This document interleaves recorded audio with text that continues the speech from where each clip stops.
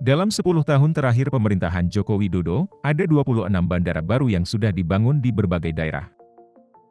Setiap tahun pemerintah mengalokasikan dana triliunan dari APBN untuk program pembangunan bandara baru. Ada juga kritik yang mengatakan pembangunan bandara terlalu jor-joran. Ada beberapa bandara yang memang masih sangat sepi aktivitas. Daftar bandara bisa dilihat dari e-paper Kontan Harian 23 Agustus halaman 7. Ya, memang bandara ini ada hal yang penting untuk kita kembangkan. Ya, tentu yang pertama adalah konektivitas. Karena bandara ini tersebar dan kita negara kepulauan. Jadi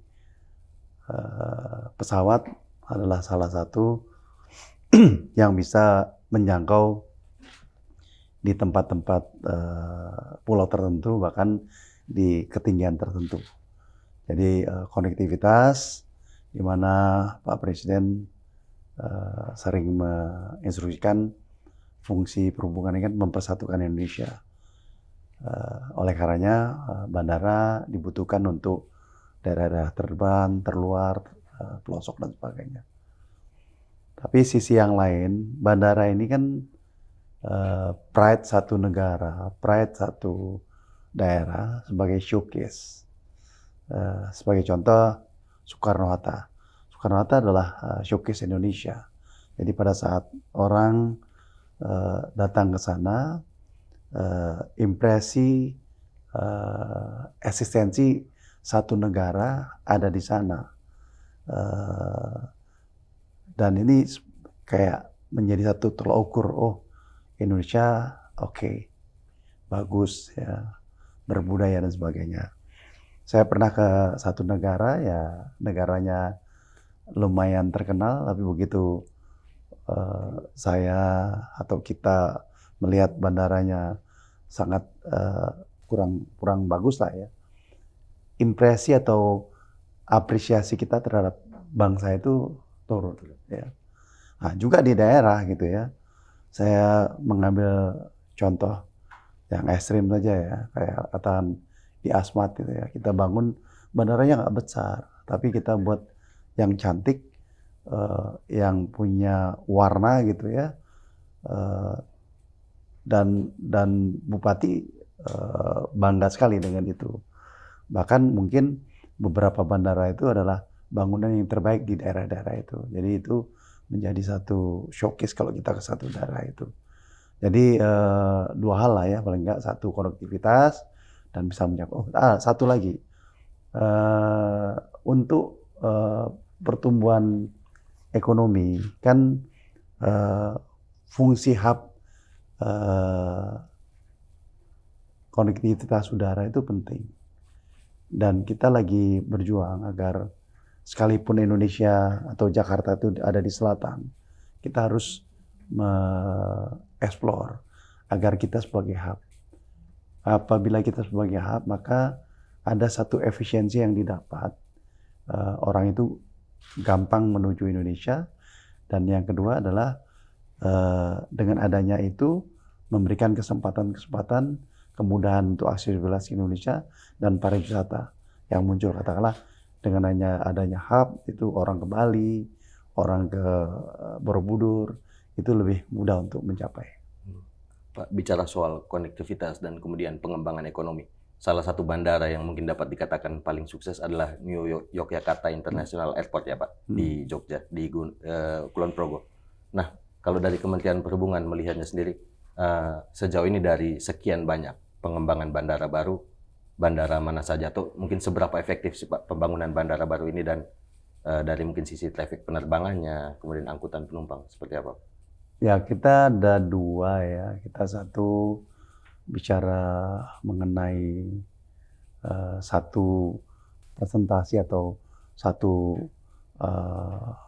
besarnya, bagusnya satu bandara. Dan kedua mengenai traffic ya.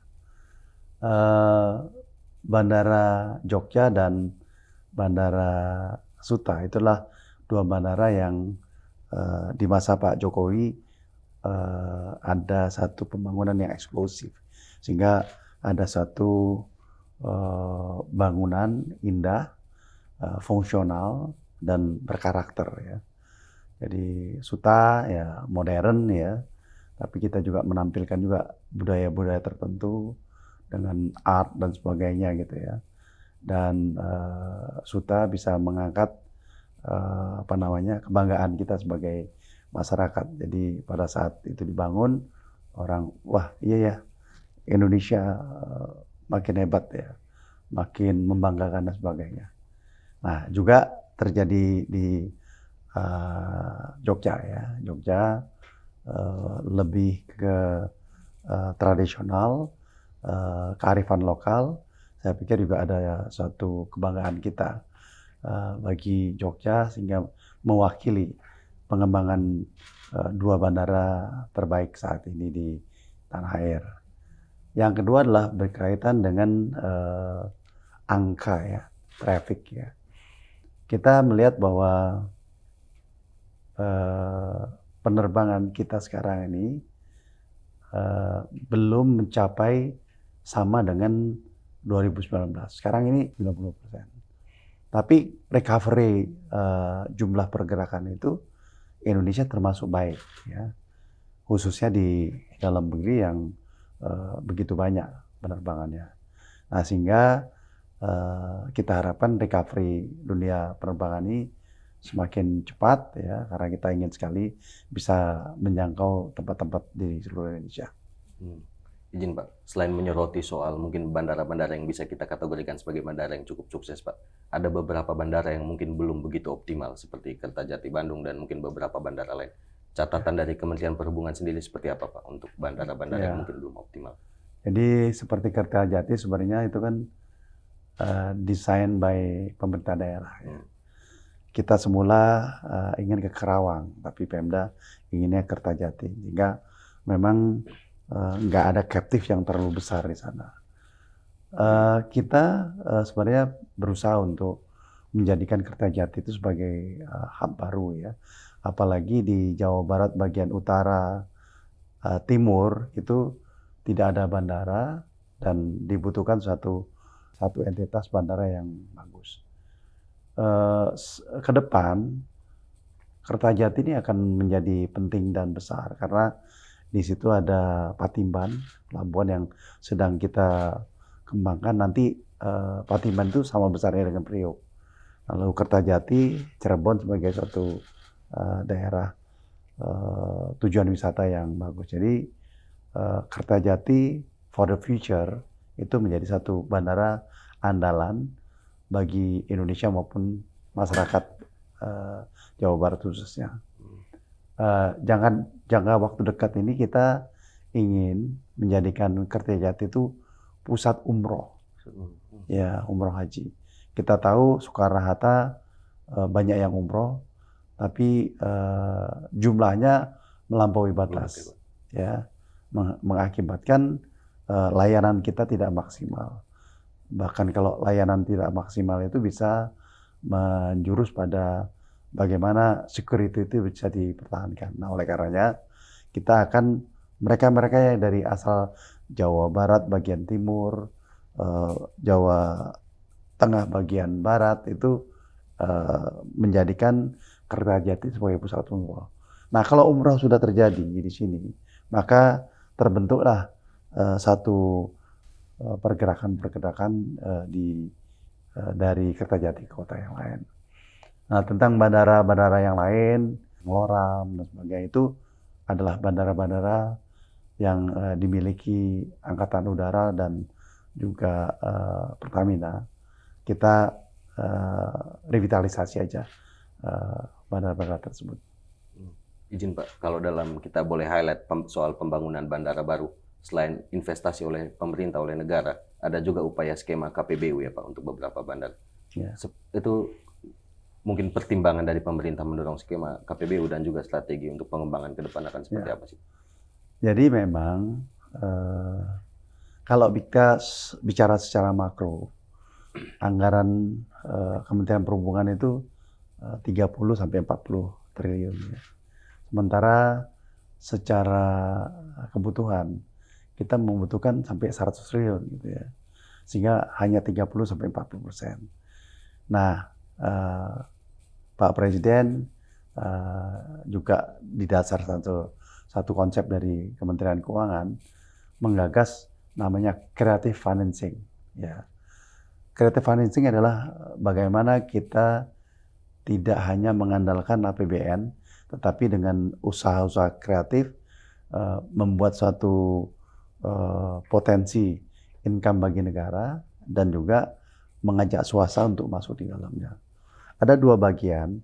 Bagian pertama adalah bagaimana kita mengintensifkan sumber-sumber pendapatan negara dengan cara yang lebih advance, lebih cepat dan lebih terukur ya.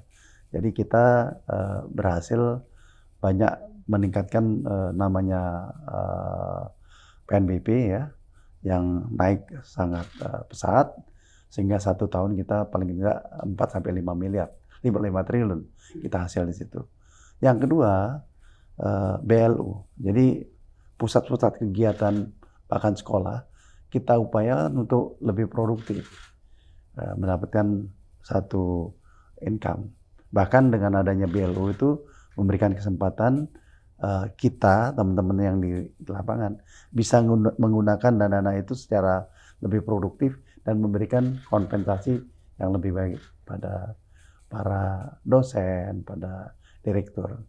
Nah, yang kedua baru yang namanya ada KSP, ada KPBU ya. KSP itu adalah kerja sama pengelolaan itu relatif tidak terlalu complicated karena kita langsung kerjasama dengan pihak swasta, terus nanti di value oleh Kementerian Keuangan, terus kita diberikan mandat untuk kerjasama dengan konsesi berapa gitu.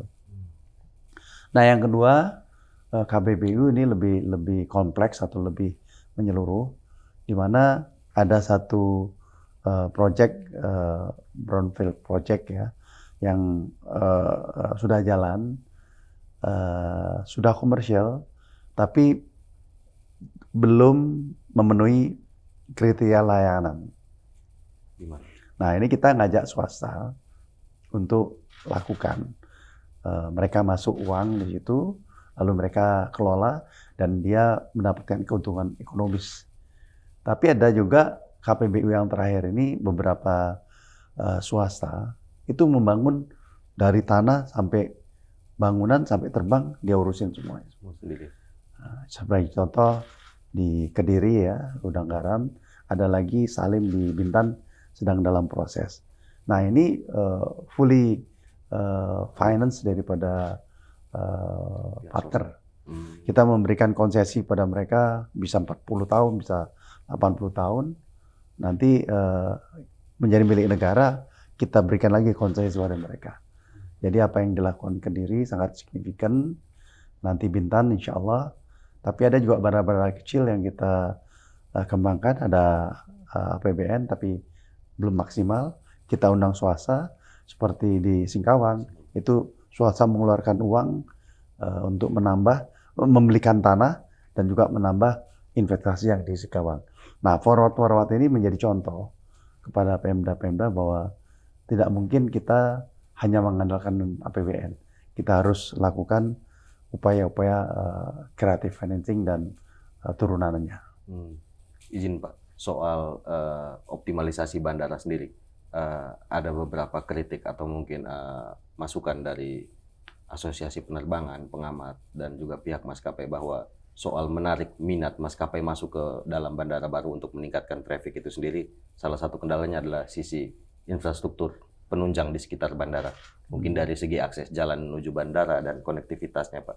Seperti apa upaya lintas sektoral dari Kementerian Perhubungan sendiri, Pak? Untuk saya pikir kok nggak tepat ya. Kita ambil contoh Kertajati, ya. Ambil contoh Ngeloram gitu. Kita ada kan angkutan gitu, khususnya Kertajati. Persoalannya itu ada dua ya. Pertama adalah recovery masyarakat ini belum balik pasca pandemi sampai sebelum masa pandemi. Ya. Sehingga kalau ada pesawat ke sana nggak penuh. Kalau nggak penuh itu ya nggak visible gitu loh.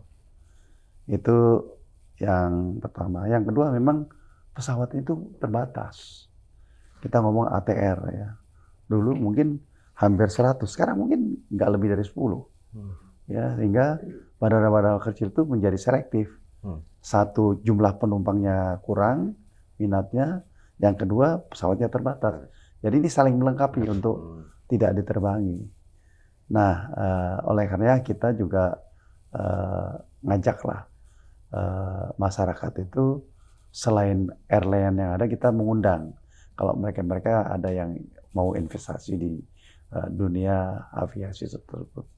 Jadi kalau aksesibilitas mestinya enggak ya kita lakukan itu, tapi karena sekali lagi karena memang daya belinya itu tidak terjadi dan pesawatnya berkurang, maka itu terjadi.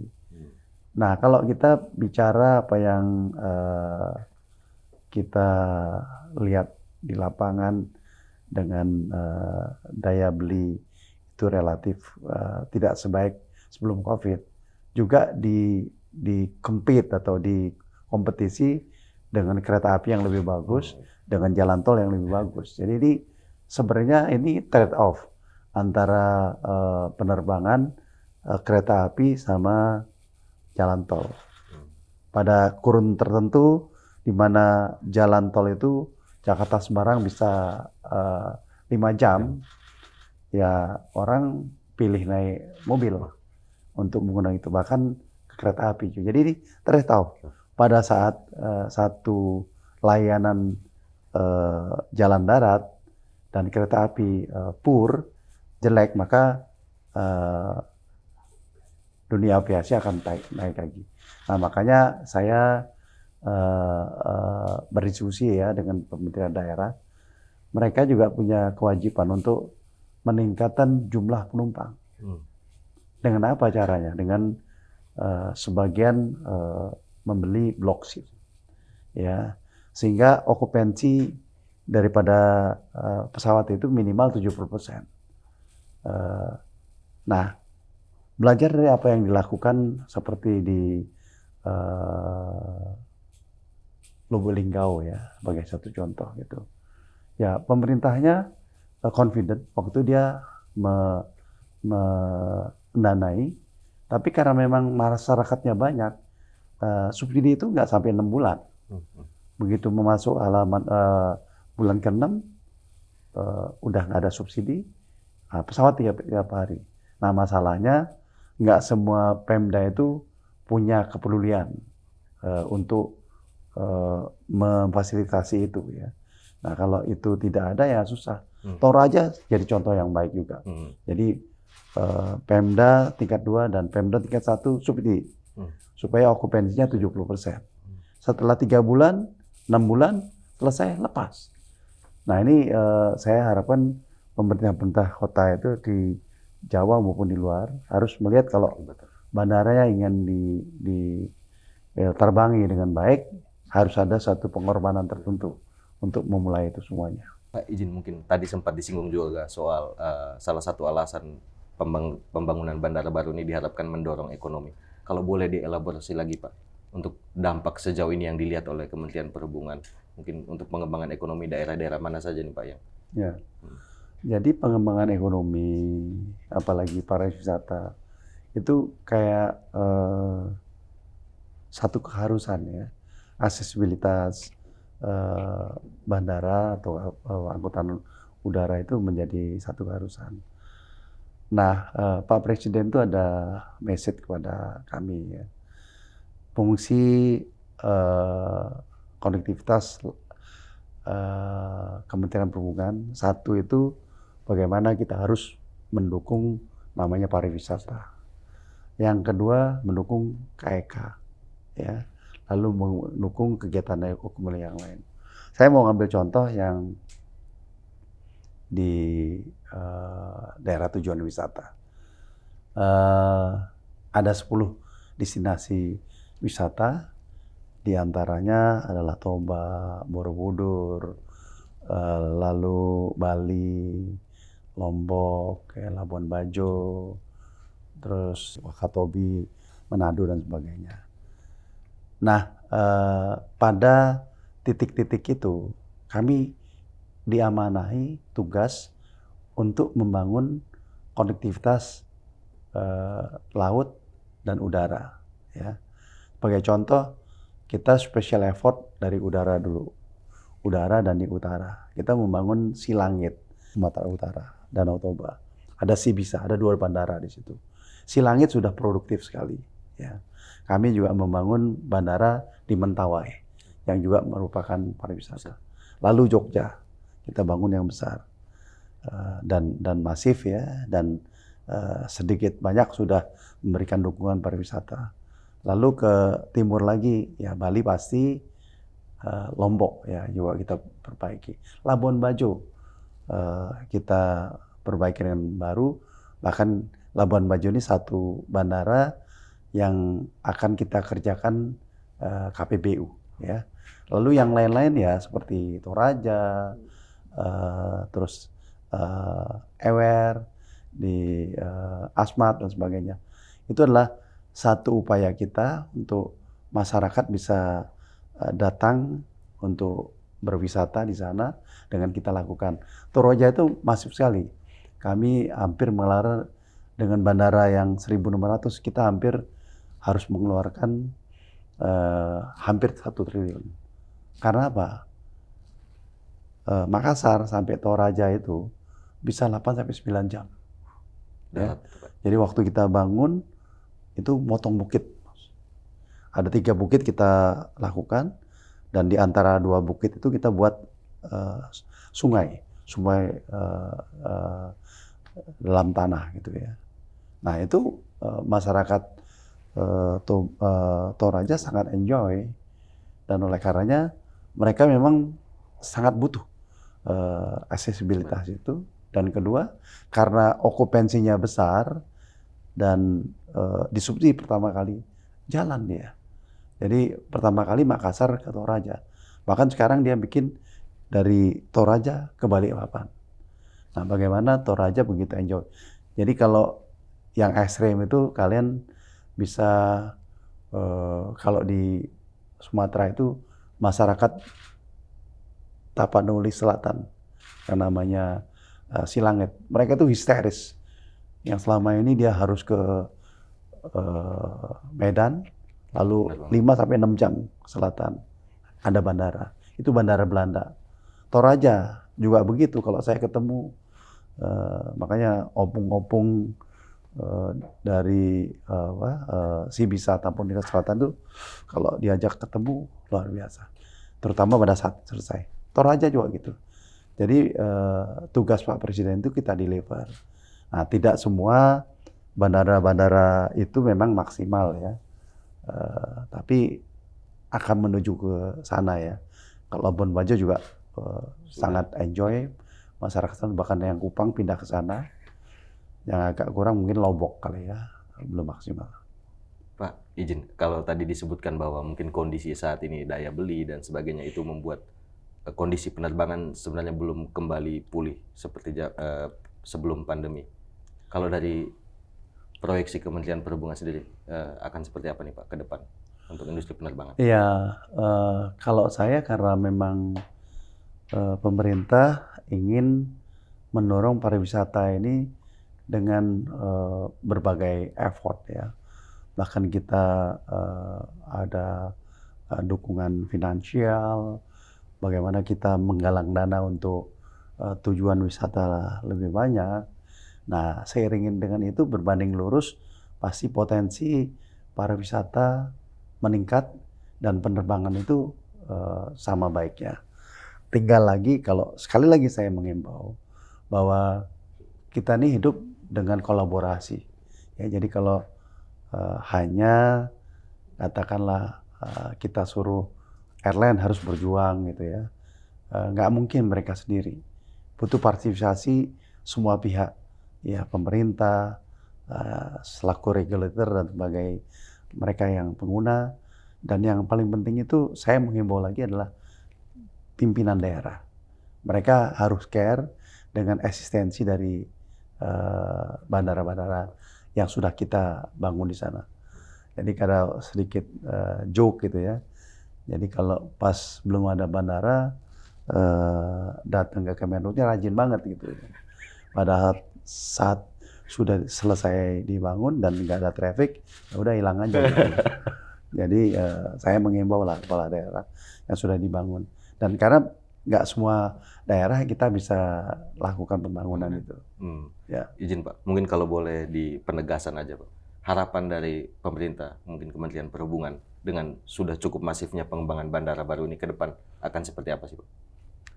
Ya, kita mungkin 1 dari 3 negara yang memiliki bandara banyak, ya.